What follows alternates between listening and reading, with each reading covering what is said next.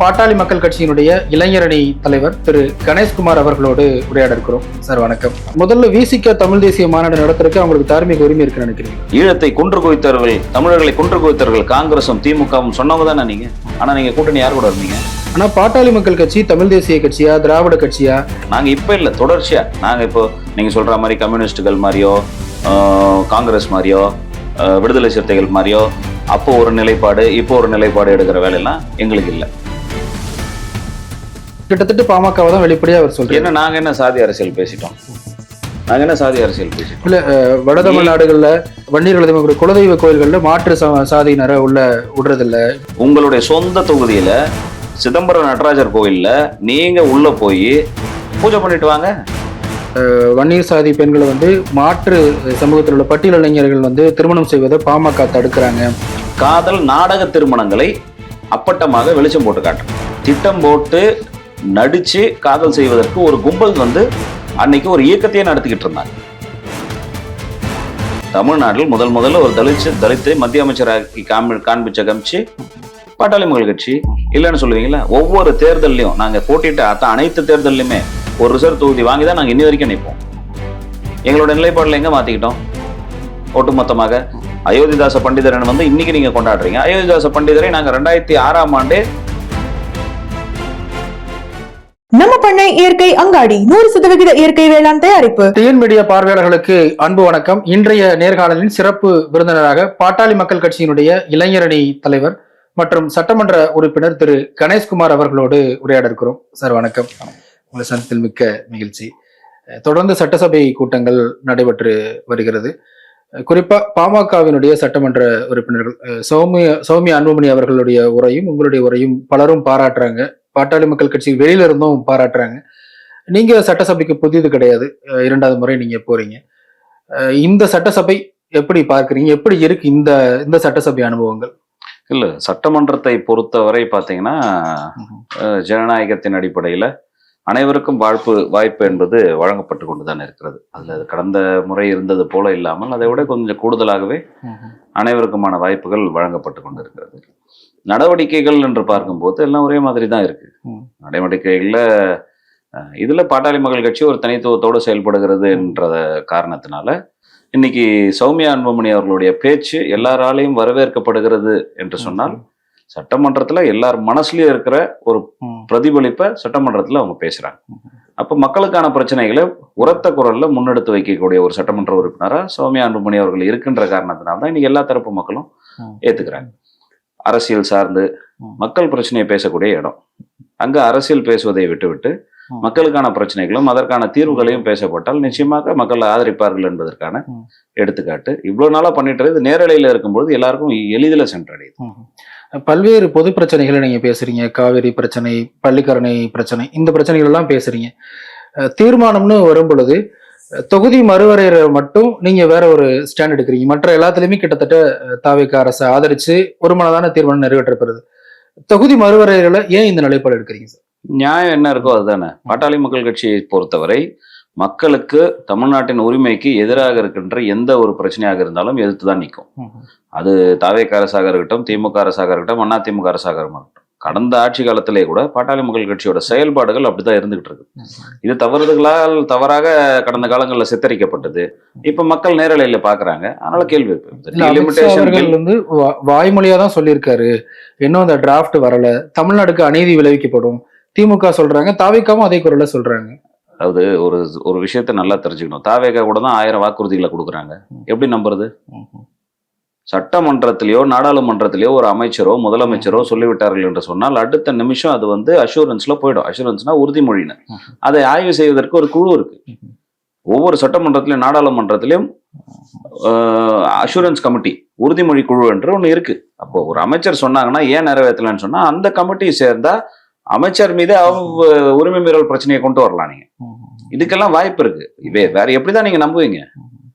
சும்மா சொல்லிட்டு போயிட முடியுன்ற விஷயம்லாம் நீங்க உங்களுடைய அற்ப அரசியலுக்கு நீங்க சொல்லலாமே தவிர அதை தாண்டி வேற என்ன இருக்கு அதுல? இல்ல, இன்னும் தெளிவா தமிழ்நாட்டுக்கான பாராளுமன்ற உறுப்பினர் எண்ணிக்கை அதிகரிக்கும் அப்படிங்கிறதுக்கான எந்த இதுவும் வரல.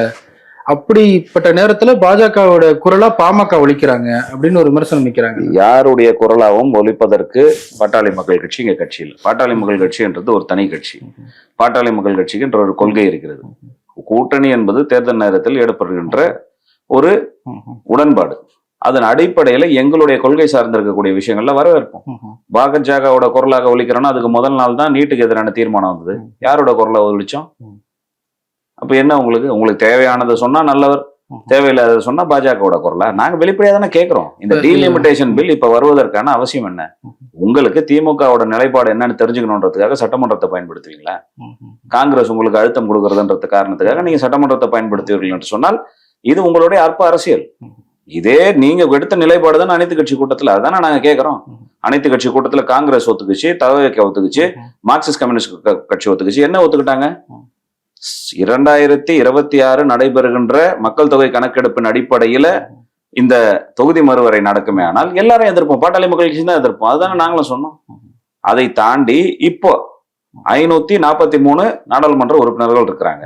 நமக்கு தமிழ்நாட்டுக்கு 39% அடிப்படையில பாத்தீங்கன்னா 7.18. இதுக்கு குறையாம கொடுத்தீங்கன்னா இப்ப இருக்கிறத ஒண்ணுதான், கூடுதலா வந்தாலும் ஒண்ணுதான். ஒரே அட்வான்டேஜ் என்னன்னா கூடுதலாக வரக்கூடிய மெம்பர்ஸ், விமன் மெம்பர்ஸ், மகளிருக்கு போய் சேரும். மகளிருடைய எண்ணிக்கை அதிகமாகும். அப்ப மகளிர் எண்ணிக்கைக்கு எதிராக தானே நீங்க இருக்கிறீங்க. முதலமைச்சரே படிக்கும் போது என்ன சொல்றாரு? 23 சட்டமன்ற உறுப்பினர்கள் தான் இங்க இருக்கிறாங்க. தொகுதி மறுவரை செய்யுங்க, 117 சட்டமன்ற உறுப்பினர் வரும். இப்ப இருக்கிற 234 சட்டமன்ற உறுப்பினர்கள்ல நீங்க சொல்ற மாதிரி 33% கொடுத்தா 70 சட்டமன்ற உறுப்பினர்கள் தான் வரும். 77 சட்டமன்ற உறுப்பினர்கள் தான் வருவாங்க. நீங்க வரட்டோன்றோம்.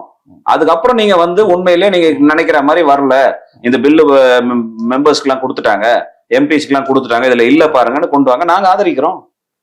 நீங்க உங்களுடைய அரசியல் நிலைப்பாடுக்கும் உங்க அரசியல் டிராமாக்கெல்லாம் பாட்டாளி மக்கள் கட்சி ஒருபோதும் துணை நிற்காது. ஆனா காங்கிரஸ் உங்களை ரொம்ப கடுமையா விமர்சிக்கிறாங்க. காவிரி சிக்கலா இருக்கட்டும், இந்த தொகுதி மறுவரையறை பிரச்சனைல ஜோதிமணி அவர்கள் பேசும்போது நாடாளுமன்றத்துக்கே அன்புமணி அவர்கள் வர்றது கிடையாது, அவருக்கு அதை பத்தி என்ன தெரியும், இப்படி எல்லாம் கேட்கறாங்க. வேற எதுவும் தனிப்பட்ட பிரச்சனை இருக்காது?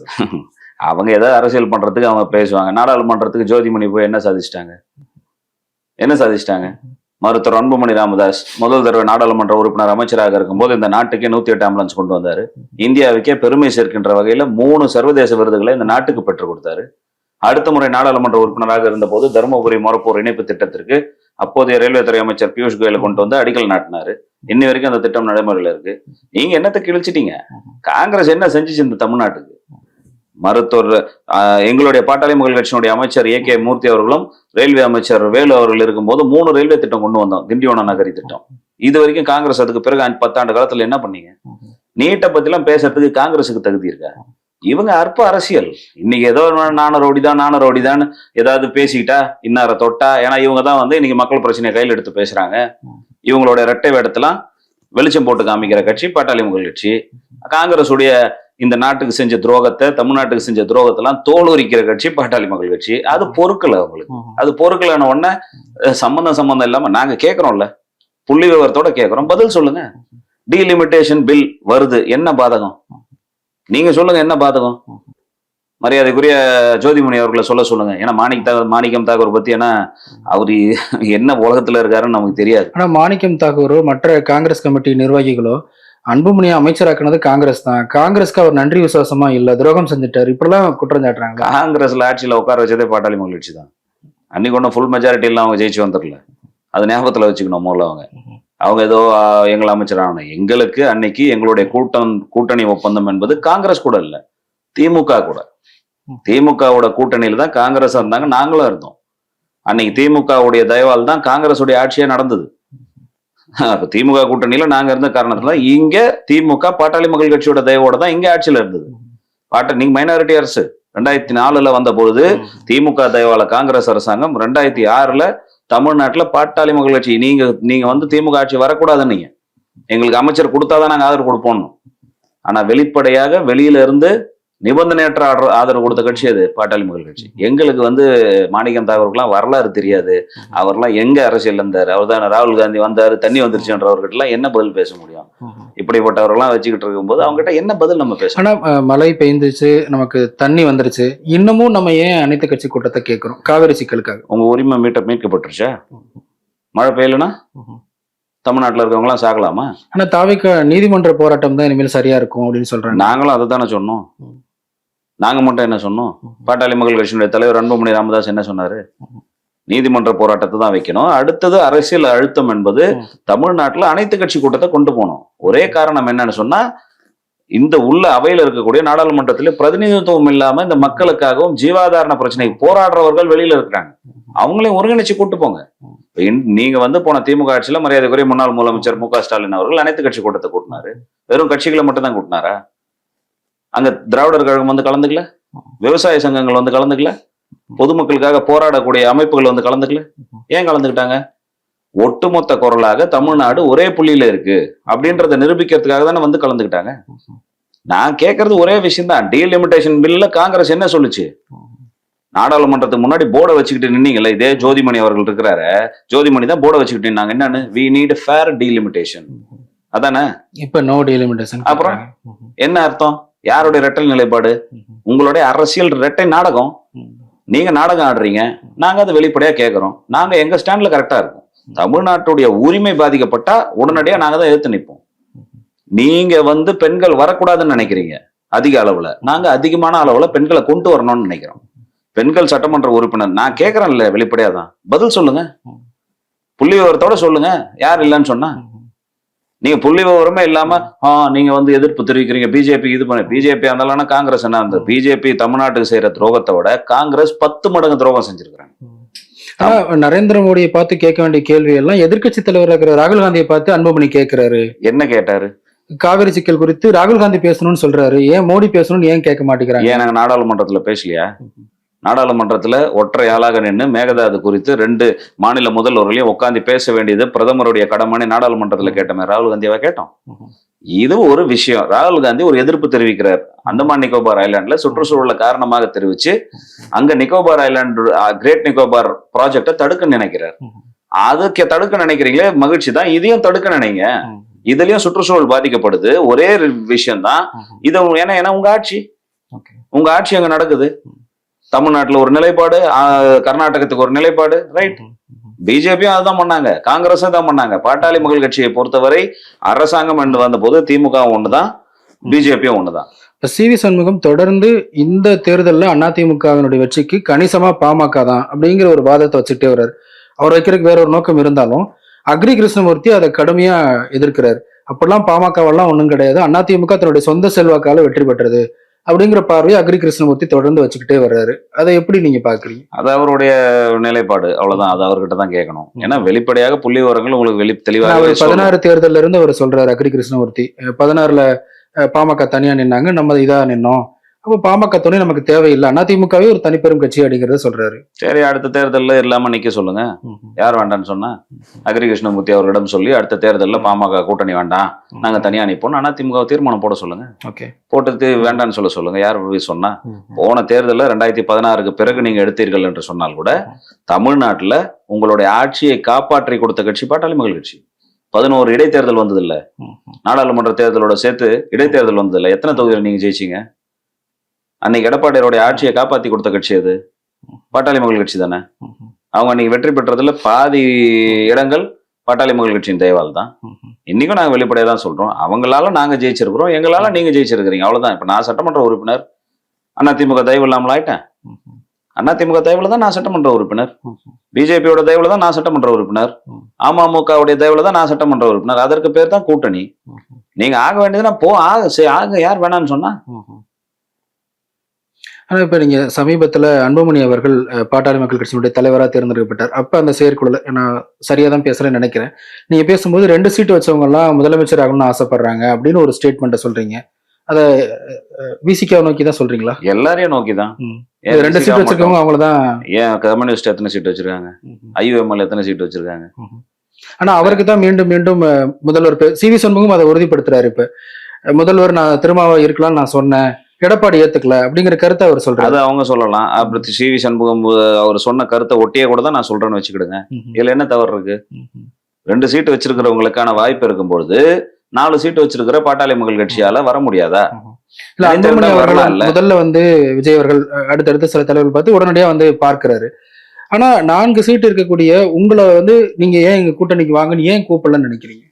கூப்பிட்டாங்களா கூப்பிடலான்றதெல்லாம் திரைமறைவில் நடந்த நிறைய விஷயங்கள். ஓகே. அதை வேண்டுமானால் அரசியல் நாகரிகம் என்று சொல்லலாம், எப்படி வேணாலும் சொல்லலாம். நீங்க வெளிப்படையா சொல்லிட்டு போங்க உங்களுடைய அரசியல் தேவைக்கு.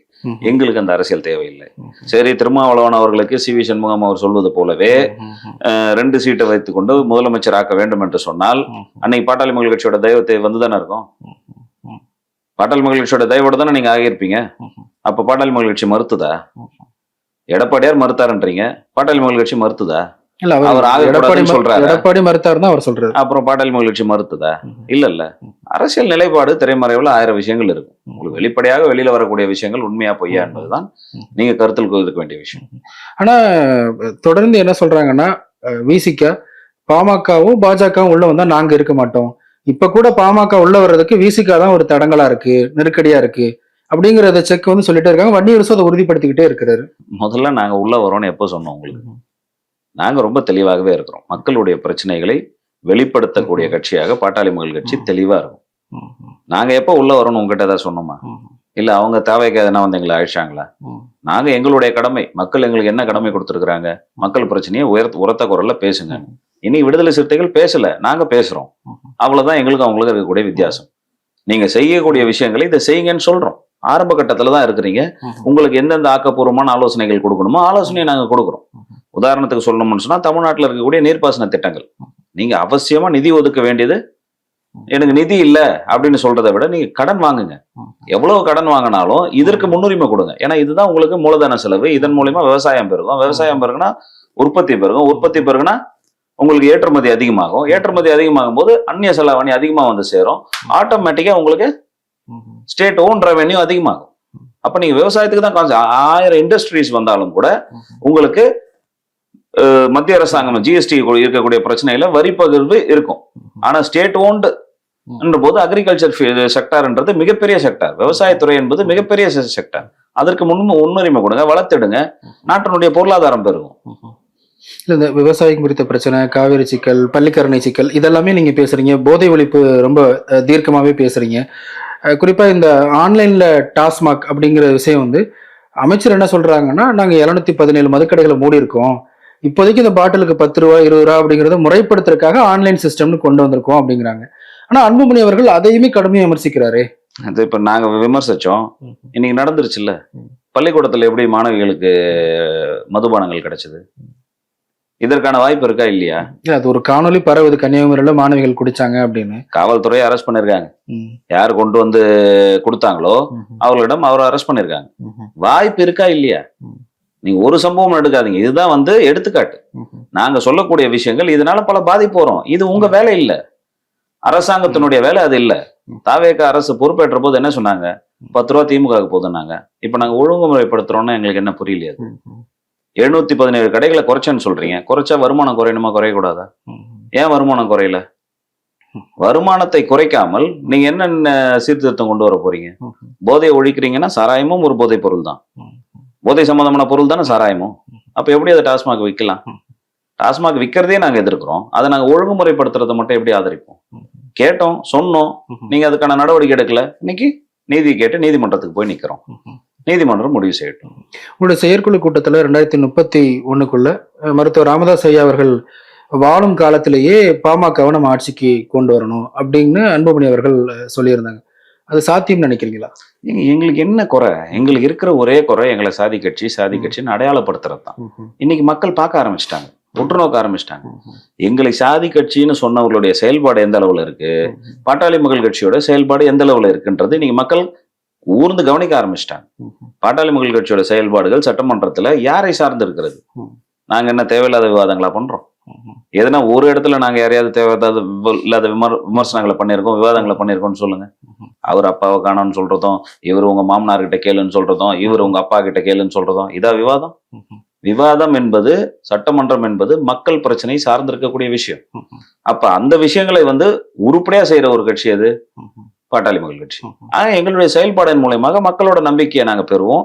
எங்கள் மீது இருக்கக்கூடிய அந்த ஒரு அடையாளத்தை, அந்த பிம்பத்தை உடைப்போம். அப்போ அனைத்து தரப்பு மக்களுடைய பிரதிநிதிகளாக இந்த இடத்துல நாங்க முன்னிறுத்துவோம். ஏன்னா தொடர்ச்சியா நாங்க இன்னைக்கு நேத்து இல்லை, என்விரான்மெண்ட் சுற்றுச்சூழலுக்காக போராடுகின்ற கட்சி அது. இன்னைக்கு நேற்று நாங்க போராடணும் சொல்லுங்க. புகைப்பிடிப்பதற்கு எதிராக தடை கொண்டு வந்தது கட்சி அது பாட்டாளி மக்கள் கட்சி. 108 ஆம்புலன்ஸ் திட்டம் கொண்டு வந்து உயிர் காத்தது யாரு? பாட்டாளி மக்கள் கட்சி. சொல்லுங்க. தொடர்ச்சி நாங்களா இத்தனைக்கும் 5 ஆண்டு காலம் தான் சுகாதாரத்துறை அமைச்சகத்துல இருந்தோம். 10 ஆண்டு காலம் தான் ரயில்வே துறையுடன் சேர்ந்து நாங்க மத்திய அரசுல அதிகாரத்திலே இருந்தோம். எங்களுடைய சாதனைகள் இத்தனை இருக்கு. இத்தனை சாதனைகள் நாங்க பண்ணிருக்கோம். ஒரு மீட்டர் கூட மீட்டர் கேஜ் இல்லாம பிராட் கேஜாக மாற்றிய ஒரு பெருமை பாட்டாளி மக்கள் கட்சிக்கு இருக்கு. இல்ல, இந்த மாதிரியான பொது பிரச்சனைகளை பேசுறீங்க. இப்ப சாதிவாரி கணக்கெடுப்பு பாமக தான் முதலா அதை பேசியது. இப்ப அதை வந்து தமிழ் தேசிய கட்சிகள்லாம் எடுத்துட்டு வர்றாங்க. ஆனா பாட்டாளி மக்கள் கட்சி தமிழ் தேசிய கட்சியா திராவிட கட்சியா என்ன சித்தாந்தத்தின் அடிப்படையில் இயங்குறாங்க அப்படிங்கிற கிளாரிட்டி இல்ல, இப்படி சிலர் விமர்சிக்கிறாங்கல்ல. அதான் எங்களை பத்தின விவரங்கள் இருட்டடிக்கப்பட்டது, இன்னைக்கு வெளிச்சத்துக்கு வருது. தமிழுக்காக முதல்ல போராடிய கட்சி அது பாட்டாளி மக்கள் கட்சியா இல்லையா? 2004 அன்னைக்கு ஐநா வெளியிட்ட தரவரிசை பட்டியல வேகமாக அழிந்து வரக்கூடிய மொழிகள்ல 10வது இடத்துல தமிழ் இருக்கு, தமிழ் சொற்கள் பயன்பாட்டிலே இல்லை அப்படின்னு சொன்னாங்க. உடனடியாக முதல்ல இதற்கான ஒரு இயக்கத்தை ஆரம்பிச்சு அதற்கான விழிப்புணர்வு பதாகைகள் ஆங்காங்கே வைக்கப்பட்டது. இப்போ காஃபி அப்படின்னா குழம்பி அப்படின்றதுக்கான விஷயங்கள், ஆட்டோ, தானி, பேருந்து, இது போன்ற விஷயங்கள் எல்லாம் பயன்பாட்டுக்கு வரணும் வார்த்தைகள்னு விழிப்புணர்வு நடத்தணும். அதை தாண்டி தமிழ் பாதுகாப்பு இயக்கம் என்ற ஒரு இயக்கத்தை நாங்கள் உருவாக்கணும். அதைக்கும் தாண்டி இன்றைக்கும் ஒரு தொலைக்காட்சி பிற மொழி சொற்களை சேர்க்காமல், இன்னும் சொல்ல போனா ஆபாச நடனங்கள் இல்லாம மக்களுக்காகவும் மக்கள் வளத்திற்காகவும் இன்னைக்கும் செயல்பட்டு கொண்டு வருகிறது என்று சொன்னால் அது மக்கள் தொலைக்காட்சி. இப்ப நாங்க எந்த கருது இல்ல, இப்ப ஈழத்தமிழர்களுக்காக தமிழர் வாழ்வுரிமை மாநாடு இதெல்லாமே பாமக நடத்திருக்கு. ஆனா தமிழ் தேசியம் தான் பாமகனுடைய கொள்கைன்னு டிக்ளேர் பண்ணல. இப்ப விசிகா கூட தமிழ் தேசிய மாநாடுன்னு ஒண்ணு நடத்துறாங்க. அதை 2 விதமா கேட்கலாம்னு நினைக்கிறேன். முதல்ல விசிகா தமிழ் தேசிய மாநாடு நடத்துறதுக்கு அவங்களுக்கு தார்மீக உரிமை இருக்குன்னு நினைக்கிறீங்களா? அவர்களும் ஒரு காலத்துல எங்களோட இணைந்து போராடியவர்கள் தான். அதற்கு பிறகு அவர்கள் வழிமாறி விட்டார்கள், அவ்வளவுதான் சொல்லணும். ஏன்னா உதாரணத்துக்கு சொல்லணும்னு சொன்னா இன்னைக்கு இல்ல, கடுமையான காலம். அப்போது முதலமைச்சராக இருந்த மரியாதைக்குரிய ஜெயலலிதா அவர்கள் பொடா சட்டம் பாயம் என்று சொன்ன காலத்துல பகிரங்கமாக மாநாடு போட்டு அந்த மாநாட்டில் அறிவிச்சவர் மருத்துவர் ஐயா அவர்கள். தொடர்ச்சியாக தமிழீழ பிரச்சனையில நின்னோம். இதே இடத்துல திமுக தயவுல காங்கிரஸோடைய அரசாங்கம் நடந்து கொண்டு இருந்தது, போர் உச்சத்துல இருந்தது.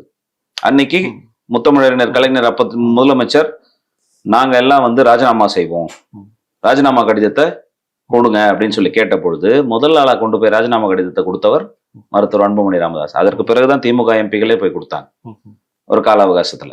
ஏன்னா அன்னைக்கு நாங்க இருந்தது 5 எம்பி ராஜினாமா பண்ணிட்டு ஆட்சி கவிழ்ந்துறாது. திமுகவோட சேர்ந்து ராஜினாமா பண்ணியிருந்தா அன்னைக்கு அங்க ஆட்சி கவிழ்ந்துரும். 2009 ஏன் நாங்க கூட்டணி மாதிரி அண்ணா திமுக கூட ஜெயலலிதா அவர்கள் கூட நின்னோம்? திருமாவளவன் அவர் வரலையே. ஈழத்தை கொன்று குவித்தவர்கள், தமிழர்களை கொன்று குவித்தவர்கள் காங்கிரசும் திமுகவும் சொன்னவங்க தானே நீங்க. ஆனா நீங்க கூட்டணி யார் கூட இருந்தீங்க? திமுக கூட தான் இருந்தீங்க. நாங்க வெற்றியோ தோல்வியோ அன்னைக்கு பார்க்கல. ஈழத்திற்கும் தமிழர்களுக்கும் எதிராக இருந்தது காரணத்தினால அப்படி இருந்த முதலமைச்சர் ஜெயலலிதா அவர்களையே வேலூர் மாநாட்டுல தமிழர்களுக்கான தீர்வு தனி ஈழம் தான் பேச வைக்க சொல்லி ஒப்பந்தம் போடப்பட்டு அதன் அடிப்படையில தமிழ் பாதுகாப்பு இயக்கத்துல இருந்தவர்கள் எல்லாம் ஒருங்கிணைச்சு கொண்டு போய் உங்க கூட கூட்டணியில நாங்க வந்தோம். அப்ப நாங்க எங்க பாதையில இருந்தோம், நீங்க பாதையை விலகிட்டீங்க. ஆனா திருமாவளவன் தொடர்ந்து சொல்றாரு, சாதி ஒழிப்பு தான் தமிழ் தேசியம், சாதி ஒழிப்பு பேசாத தமிழ் தேசியவாதிகள் போலி தமிழ் தேசியவாதிகள். இது கிட்டத்தட்ட பாமகவை தான் வெளிப்படையா அவர் சொல்றாரு. என்ன நாங்க என்ன சாதி அரசியல் பேசிட்டோம்? நாங்க என்ன சாதி அரசியல் பேசிட்டோம்? இல்ல, வட தமிழ்நாடுகள்ல வன்னியர்கள் குலதெய்வ கோயில்கள்ல மாற்று சாதியினரை உள்ள விடுறதில்ல இப்படிங்கிற விமர்சனம் எல்லாம் வைக்கிறாங்கல்ல. அதாவது ஒவ்வொரு கடவுளுக்கும் ஒரு வழிபாட்டு முறை இருக்கு, ஒரு நம்பிக்கை இருக்கு. நீங்க முதல்ல அப்படி சாதியை ஒழிக்கணும்னு சொன்னா பார்ப்பனர்களுடைய மேலாதிக்கத்தை ஒழிப்பதுதான் முதல் சாதி ஒழிப்பு என்று பெரியார் சொன்னார், நாங்க சொல்லல. உங்களுடைய சொந்த தொகுதி சிதம்பரம் நடராஜர் கோயில், உங்களால உள்ள போய் பூஜை பண்ண முடிஞ்சா? உங்களை 2 தடவை அங்க தேர்ந்தெடுத்தாங்கல்ல. உங்களுடைய சொந்த தொகுதியில சிதம்பரம் நடராஜர் கோயில்ல நீங்க உள்ள போய் பூஜை பண்ணிட்டு வாங்க. அதிகாரம் கொடுத்த இடத்துல உங்களால அதுவே முடியாதுன்றது போது மற்றவங்களை உங்களுடைய அற்ப அரசியலுக்காக வழிகாடாக கொடுக்க கூடாது. இல்ல, பாமக சாதி கட்சின்னு தொடர்ந்து இந்த திராவிட பெரியாரிஸ்டுகளும் தலித் அம்பேத்கரிஸ்டுகளும் முன்வைக்கிறாங்க. அந்த வாதத்துல துளி கூட நியாயம் இல்லை அப்படிங்கிறீங்களா? 1% கூட நியாயம் இல்லைன்றோம். எங்களுடைய பிரச்சனை அதுதான். நீங்க திட்டமிட்டு எங்கள் மீது ஒரு பிம்பத்தை வந்து பரப்பணும்னு முடிவு செஞ்சீங்க. உங்களுக்கு அன்றைக்கு திமுக துணை இருந்தது. திமுக வசம் அனைத்து தொலைக்காட்சிகளும் மீடியாக்களும் இருந்தது. கருத்துக்களை பரப்புனீங்க. எங்கள் மீது அந்த அடையாளம் பூசப்பட்டது. அதனால எங்களுக்கு அரசியலில் ஒரு பின்னடைவு ஏற்பட்டது. நாங்க இல்லைன்னு சொல்லல. அதுல இருந்து இன்னைக்கு மீண்டு வந்துட்டு இருக்கிறோம். வெளிப்படையாக படிப்படியாக நாங்க மீண்டு வந்துட்டு இருக்கிறோம். இதை தாண்டி வேற என்ன இருக்கு? ஆனா தலித் அல்லாதோர் கூட்டமைப்புன்னு ராமதாஸ் அவர்கள் தான் உருவாக்குனாரு. வன்னியர் சாதி பெண்களை வந்து மாற்று சமூகத்தில் உள்ள பட்டியல் இளைஞர்கள் வந்து திருமணம் செய்வதை பாமக தடுக்கிறாங்க, வன்னியர்கள் அப்படிலாம் பண்ணக்கூடாது அப்படின்னு ஒரு பிரச்சாரத்தை முன்வைக்கிறாங்க. உங்க மேல குற்றச்சாட்டு வைக்கிறாங்க. உங்களுக்கே அந்த புரிதல் தானே இருக்கு. அந்த கூட்டம் அமைப்பு ஏற்படுத்தப்பட்ட போது அனைத்து சமுதாய பேரியக்கம், அந்த இயக்கத்தினுடைய பேர் என்னது? அனைத்து சமுதாய பேரியக்கம். எல்லாரையும் சேர்ந்துதான். நாங்க முன் வச்ச ஒரே கொள்கை என்பது காதல் நாடக திருமணங்களை அப்பட்டமாக வெளிச்சம் போட்டு காட்டணும். காரணம் என்னன்னு சொன்னால், காதல் என்பது உண்மையான காதலாக இருக்க வேண்டும். திட்டம் போட்டு நடிச்சு காதல் செய்வதற்கு ஒரு கும்பல் வந்து அன்னைக்கு ஒரு இயக்கத்தையே நடத்திக்கிட்டு இருந்தாங்க. இதற்கெல்லாம் உதாரணம்லாம் நாங்க பல பிரஸ் மீட்ல நாங்க சொல்லியிருக்கோம். அதை பத்தி உள்ள போனோம்னா அதுவே ஒரு அரை மணி நேரம் 1 மணி நேரம் பேச வேண்டியது வரும். நாங்க சொல்லக்கூடிய விஷயம் வெளிப்படையாக உண்மை தன்மையோட காதலிச்சிங்கன்னா அவர்களுடைய வாழ்க்கையில ஏற்றமோ தாழ்வமோ அவங்க பார்த்துப்பாங்க. இப்போ ஒரு பொய்யை சொல்லி காதலிக்கும் பொழுது, காதலுக்கு திருமணத்துக்கு பிறகு அந்த வீட்டுல இருந்து வெளியில வந்து அந்த பெண் வந்து திருமணம் மேற்கொள்கிறார். பெற்றோர்களுடைய ஆதரவு போயிடுது. கணவனும் கைவிடப்படுகிறாள். அப்ப அந்த பெண்ணுடைய இந்த மாதிரி ஒருத்தர் 2 பேர் இல்ல, எக்கச்சக்கமாக நடந்தது. அப்படி நடந்திருக்கக்கூடிய சூழ்நிலையில இது ஒரு விழிப்புணர்வு பிரச்சாரமாக எல்லாம் தான் இருந்தாங்க. திமுக அன்னைக்கு அவருடைய அரசியலுக்காக வந்தவர்கள் எல்லாம், அதுல இருந்து கிருஷ்ணசாமி எல்லாம் வந்து எங்க கூட 2 கூட்டத்துல கலந்துகிட்டவர் தான். அவரை கூப்பிட்டு மிரட்டினது திமுக. அன்னைக்கு திமுகவுக்கு கைப்பாவையாக இருந்தது விடுதலை சிறுத்தைகள். இன்னைக்கு விடுதலை சிறுத்தைகள் அவங்க வந்து அதுல இருந்து வெளியில வந்திருக்கிறாங்க. பார்ப்போம். இல்ல அவங்க இப்ப வன்னியரசு அவர்களோ திருமாவளவன் அவர்களோ தலித் உரிமை தான் அப்படின்னு வச்சா கூட அவங்க தங்களை ஒரு தமிழ் தேசிய கட்சின்னு கிளைம் பண்றாங்க. ஆனா பாமக தங்களை ஒரு தமிழ் தேசிய கட்சின்னு கிளைம் பண்ணலையோ, அன்புமணி அவர்கள் அதை கிளைம் பண்ணலையோ அப்படிங்கிற ஒரு கேள்விதான் வருது. அவங்க நான் சொல்ல வாயில பேசிட்டு போறது அரசியல் இல்ல, செயல்ல காமிக்கணும். தலித் மக்களுடைய உரிமைக்காகவும் வாழ்வியல் மேம்பாட்டிற்காகவும் பாட்டாளி மக்கள் கட்சியோட விடுதலை சிறுத்தைகள் என்ன அதிகமா செஞ்சுட்டாங்க சொல்லுங்க, பேசுவோம். தமிழ்நாட்டில் முதல்ல ஒரு தலித்தை மத்திய அமைச்சராக்கி காண்பிச்ச கமிச்சு பாட்டாளி மக்கள் கட்சி. இல்லைன்னு சொல்லுவீங்களா? ஒவ்வொரு தேர்தலையும் நாங்க போட்டிட்ட அனைத்து தேர்தலையுமே ஒரு ரிசர்வ் தொகுதி வாங்கிதான் நாங்க இன்னி வரைக்கும் நிற்போம். எங்களோட நிலைப்பாடுல எங்க மாத்திக்கிட்டோம்? ஒட்டுமொத்தமாக அயோத்திதாச பண்டிதரன் வந்து இன்னைக்கு நீங்க கொண்டாடுறீங்க. அயோத்திதாச பண்டிதரை நாங்க 2006ஆம் ஆண்டே தேசிய சித்த மருத்துவமனையுடைய பேருக்கு அயோத்திதாசர் பண்டிதரை தான் நாங்க வச்சோம். நீங்க அயோத்திதாச பண்டிதருக்காக என்ன பண்ணிட்டீங்க? நேஷனல் லெவல்ல எய்ம்ஸ்ல பிஜி உயர் எஜுகேஷன்ல உங்களுக்கு வந்து இடஒதுக்கீடு தலித்துக்கு பேப்பர்ல இருந்தது, நடைமுறையில இல்ல. நடைமுறைக்கு கொண்டு வருவதற்காக அன்னைக்கு அவ்வளவு எதிர்ப்புகளையும் தாண்டி ஒரு இடஒதுக்கீடை கொண்டு வந்து நடைமுறைப்படுத்திய பெருமை பாட்டாளி மக்கள் கட்சிக்கு. நாங்க எங்க தலித் மக்களுக்கு எதிராக இருக்கிறோம்? இன்றைக்கும் சாதிவாரி கணக்கெடுப்பு எடுங்க, தலித் மக்களுக்கு தேவையான 19% உயர்த்தி கொடுங்கன்னு இன்னைக்குதான் கேட்கிறோம். நாங்க என்ன குறைச்சு கொடுங்க கேட்கிறோம்? நீங்க உங்களுடைய அற்ப அரசியலுக்காக ஒரு பிரிவினையை உண்டாக்க வேண்டும் என்ற காரணத்தினால நீங்க இதை செஞ்சுக்கிட்டு வரீங்க தொடர்ச்சியா. இன்னொரு பார்வையும் முன்வைக்கிறாங்க. இந்த 10.5% வன்னியர்களுக்கான இடஒதுக்கீடு கடந்த காலங்களில் பேசினாங்க. இப்ப பாமக அந்த கோரிக்கையை அதிகமா முன்வைக்கிறது இல்ல, ஒரு பொதுக்கட்சியா தங்களை ப்ரொஜெக்ட் பண்ணிக்கிறாங்க, வன்னியர்களுக்கே அவங்க துரோகம் செய்யறாங்க, இப்படி சில தலித்துகள் பெரியாரிஸ்டுகள் பேசுறாங்களே. அவங்க பேசுவாங்க. பெரியாருடைய கொள்கையை இவங்க யார் கடைபிடிச்சிட்டா? யார் இன்னைக்கு உண்மையான பெரியாரிஸ்ட்? அது சொல்லுங்க. பெரியாருடைய உண்மையான கொள்கை என்ன? சமூக நீதி. சமூக நீதிக்கான அடிப்படை, அதற்கான தீர்வு கொடுத்தது யாரு? பெரியார் தான். என்ன தீர்வு கொடுத்தாரு? வகுப்புவாரி பிரதிநிதித்துவம், சாதிவாரி கணக்கெடுப்பு எடுத்து அனைத்து தரப்பு மக்களுக்கும் அவர்களுடைய விகிதாச்சார அடிப்படையில பிரதிநிதித்துவம் கொடுக்கணும்ன்றதான பெரியாருடைய முன்முதல் கொள்கை. அதற்காக நீங்க என்ன போராட்டத்தை முன்னெடுத்தீங்க? சாதிவாரி கணக்கெடுப்பு நடத்துங்கன்னு சொல்லி போராடிய கட்சி பாட்டாளி மக்கள் கட்சி தானே. எந்த பெரியார் இயக்கம் வந்து போராடுச்சு? பெரியாருடைய உண்மையான கொள்கையை கடைபிடித்து இருக்கக்கூடிய ஒரு கட்சி பாட்டாளி மக்கள் கட்சி. எங்களுடைய நிறுவனர் மருத்துவர் ஐயா அவர்கள் தான். எப்படி பெரியார் இருந்தாலோ அதே போல் என் கால் சட்டமன்றத்திற்கும் நாடாளுமன்றத்திற்கும் படாதுன்னு சொல்லி இன்றை வரைக்கும் அரசியல் செய்யக்கூடிய தலைவர் யாரு? பெரியாரிஸ்ட்னா யாரு பெரியாரிஸ்ட்? உண்மையான பெரியாரிஸ்ட் நாங்க தான். உண்மையான தமிழ் தேசியவாதிகளும் நாங்க தான். தமிழ் தேசியத்திற்காக இதே இடத்துல எவ்வளவு போராட்டங்களை நாங்க முன்னெடுத்திருக்கிறோம். இப்ப சீமான் அவர்களே என்ன சொல்றாருன்னா, ராமதாஸ் அவர்கள் வந்து தமிழ் தேசிய பெரியார் அப்படிங்கிறாரு. ஆனா அவர் சொல்லும் போது நான் தமிழ் தேசியத்தை கத்துக்கிட்டது திருமாவளவன்ட்ட தான் கத்துக்கிட்டேன் அப்படிங்கிற அந்த ஸ்டேட்மெண்ட்டையும் சேர்த்து வைக்கிறாரு. இவரும் ஒரு பெரியார், அவரும் ஒரு பெரியார் அப்படிங்கிறாரு. அது நீங்க அவர்கிட்ட தான் கேட்கணும், திரு சீமான் அவர்கிட்ட. ஏன்னா சீமான் அவர்கள் வளர்ந்து வந்ததே எங்களுடைய மேடைகள்ல தான். அவர்கள் முதல்ல மேடையில வந்து ஏற்றி அங்கீகாரம் கொடுத்த கட்சி பாட்டாளி மக்கள் கட்சி. அதனால எங்களை பொறுத்த வரைக்கும் நாங்க எங்களுடைய கொள்கையிலையும் எங்களுடைய செயல்பாடுகள்லையும் நாங்க ரொம்ப தெளிவா தான் இருக்கோம். எங்களுக்கு அதை பத்தின ஒரு சந்தேகமோ பின்னடைவோ கிடையாது. திட்டம் போட்டு மறைச்சாங்க, இப்ப பார்க்க தான் போறாங்க. 10.5% பத்தி நாங்க பேசல எங்க பேசல. இன்னைக்கு நாங்க 15% கேட்கிறோம். சாதிவாரி கணக்கெடுப்பு எடுங்க, சமூக நீதியை நிலைநாட்டுங்க. 10.5ன்றதே எங்களுக்கு குறைவுன்னு நாங்க சொன்னோம். ஆனா அன்னைக்கு இருக்கக்கூடிய சட்ட அங்கீகாரம் 10.5% தான் இருக்கு. காரணம் பேக்வர்ட் கிளாஸ் கமிஷனுடைய ரெக்கமெண்டேஷன் 10.5% வச்சிருக்கிறாங்க. அந்த 10.5% இம்ப்ளிமெண்ட் பண்ண சொல்லி தான் வழக்கு. சோ அப்படி இருக்கக்கூடிய சூழ்நிலை தான் நாங்க 10.5ல சுருக்க வேண்டிய கட்டத்துக்கு போனோம். 10.5 கம்மின்னு சொல்றோம். நாங்க 15%க்கு மேல இருக்கணும். நாங்க 1000 கேட்போம். நீங்க சாதிவாரி கணக்கெடுப்பு எடுங்க, விகிதாச்சார அடிப்படையில எல்லாருக்கும் பகிர்ந்து கொடுங்க, இவர்களுக்கும் கொடுங்க. ஏன் கேட்கிறோம்னா, இன்னைக்கு இருபெரும் சமூகங்கள் தான் தமிழ்நாட்டுல மக்கள் தொகையில அதிகமா இருக்கிறவர்கள். இவங்க வாழ்வாதாரத்துல முன்னேறாம தமிழ்நாடு ஒருபொழுதும் முன்னேறாது. அப்ப தாழ்த்தப்பட்ட மக்களுக்கான இடஒதுக்கீடு எந்த அளவுக்கு ரொம்ப அவசியமோ, அதே போல் மிகவும் பிற்படுத்தப்பட்ட சமுதாயத்திற்கு மிகவும் முக்கியமாக இருக்கக்கூடிய இடஒதுக்கீடை நடைமுறைப்படுத்தாமல் தமிழ்நாடு தனி மனிதனுடைய வளர்ச்சியில முன்னேறுவதற்கான வாய்ப்பில்லை என்பதுதான் எங்களுடைய. தென் தமிழ்நாட்டுல தொடர்ந்து சாதிய மோதல்களை தினந்தோறும் செய்திகளை பார்க்க முடியுது. வட தமிழ்நாட்டில் அது குறைஞ்சிருச்சுன்னு நினைக்கிறீங்களா? ஏன்னா பாமக தொடர்ந்து வட தமிழ்நாட்டில் இணக்கத்தை நாங்கள் உண்டாக்குற முயற்சியில் ஈடுபடுறோம், இப்படி பலரும் பேசி வர்றாங்க. அதை எப்படி இப்ப வித்தியாசப்படுத்தி பாக்குறீங்க? தொடர்ச்சியாக எல்லா இடத்துலயும் இருந்துகிட்டு தாங்க இருக்கு. நீங்க திட்டம் போட்டு பாமக மேல சாதிய பூசறதுக்கு பயன்படுத்திக்கிட்டீங்க. இப்ப நீங்க பயன்படுத்திடுறது குறைஞ்ச உடனே தென் மாவட்டத்தில் இருக்கிறது ஹைலைட் ஆகுது. தொடர்ச்சியாக எல்லா இடத்துலயும் இது போன்ற வன்முறைகள் நடந்து கொண்டுதான் இருக்கு. எந்த இடத்துலயும் அது குறைஞ்சதா இல்லை. உங்களுக்கு தேசிய ஆவண குற்றவியல் ஆவண காப்பகத்தினுடைய ரெக்கார்டு அது உங்களுக்கு தெளிவாவே சொல்லும். எல்லா இடத்துலயும் ஒரு காலகட்டத்துல நடந்து கொண்டுதான் இருக்கிறது. அது இல்லைன்னா சொல்லல. அதுல இருந்து நம்ம கலைந்து வெளியே வருவதற்கான வாய்ப்பு தான் செய்யணுமே தவிர, அந்த பழியை தூக்கி ஒருத்தர் மேல போட்டு நம்ம அரசியல் ஆதாயம் அடையலாம் என்று நினைப்பது ஒரு கீழ்த்தரமான அரசியலாக தான் நாங்க பார்ப்போம். நிகழ்ச்சியுடைய நிறைவு கட்டத்துக்கு வந்திருக்கிறோம். தாவேகா ஒரு யாரும் கணிக்க முடியாத அளவுக்கு ஒரு எழுச்சியை பெற்றிருக்கு. பாமக பொதுவாகவே திமுக அதிமுக அடுத்ததா ஒரு பெரிய கட்சி பாமக அப்படின்னு சொல்லுவாங்க. இன்னைக்கு இப்படிப்பட்ட சூழல்ல பாமக அடுத்தடுத்து எப்படி நகர்வாங்கன்னு நினைக்கிறீங்க?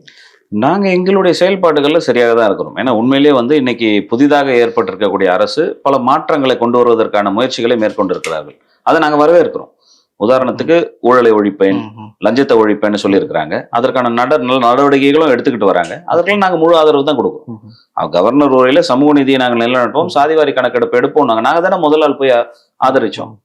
டீலிமிட்டேஷன் பில் நீங்க கொண்டு வரீங்க, யாரையோ திருப்திப்படுத்துறதுக்கு நீங்க கொண்டு வரீங்க, நாங்க தான் முதல் ஆளா எதிர்க்கிறோம். டாஸ்மாக்ல ஆன்லைன் விற்பனை முறையை கொண்டு வரீங்க, நாங்க தான் முதல் ஆளா எதிர்க்கிறோம். ஏன் எதிர்க்கிறோம்?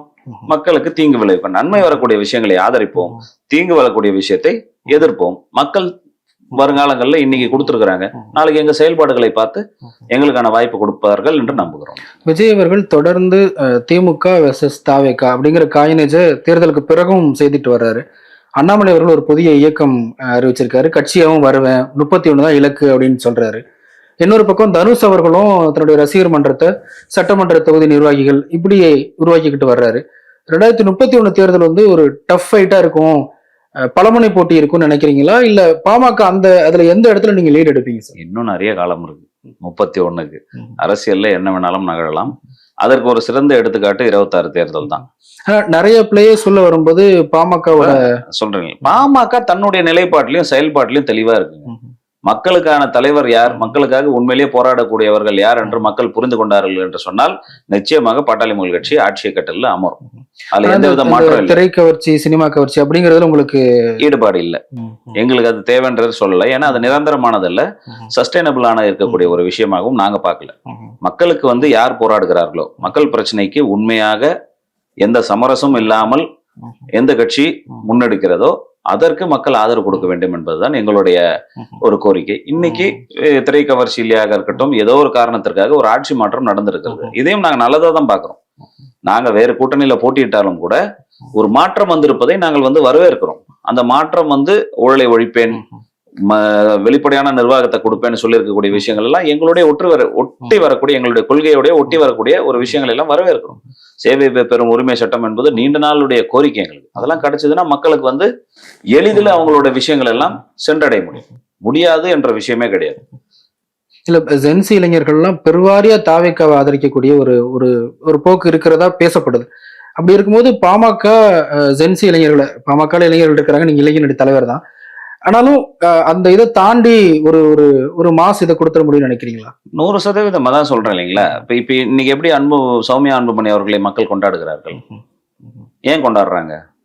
அவருடைய செயல்பாடு வெளிச்சத்துக்கு வருது. இது வரைக்கும் இருட்டடைக்கப்பட்டது. இன்னைக்கு சட்டமன்றம் நேரலையில வந்த உடனே அவருடைய செயல்பாடுகள் வெளிச்சத்துக்கு வந்துகிட்டு இருக்கு. மருத்துவர் அன்புமணி ராமதாஸ் அவருடைய நடைபயணம் பிரச்சாரத்தை முன்னெடுத்தோம். முதல்ல மேகதாது பிரச்சனை குறித்து விழிப்புணர்வை கொண்டு வந்தோம். ஏன்னா இது சாதாரண பிரச்சனை இல்ல. மேகதாது எங்க கர்நாடகால டேம் கட்டுறாங்கன்னு இல்ல. இன்னைக்கு கூட இப்ப சொன்னாரு கூட இல்லையா, மழை பெஞ்சிருச்சு, தண்ணி வந்துருச்சுன்னு சொன்னீங்க. நீங்க டேம் கட்டியிருந்தீங்கன்னா இந்த தண்ணியும் வந்திருக்காது. அதானே உண்மை. அவங்க ஒண்ணு வச்சிருக்கிற தண்ணியை கொடுக்கல. கிருஷ்ணராஜசாகர் அணை நிரம்பிடுது, கபினி அணை நிரம்பிடுது, ஹாரங்கி அணை நிரம்பிடுது. கபினியில மட்டும் கேரளாவில் அதிகமான மழை பெய்த காரணத்தினால வந்த தண்ணிய வெளியில விட்டாங்களே தவிர, ஏன்னா அதுல இருந்து அவங்களால தடுக்க முடியாது. கிருஷ்ணராஜசாகர்ல திறந்து விட்டா கபினியில தடுக்கலாம்.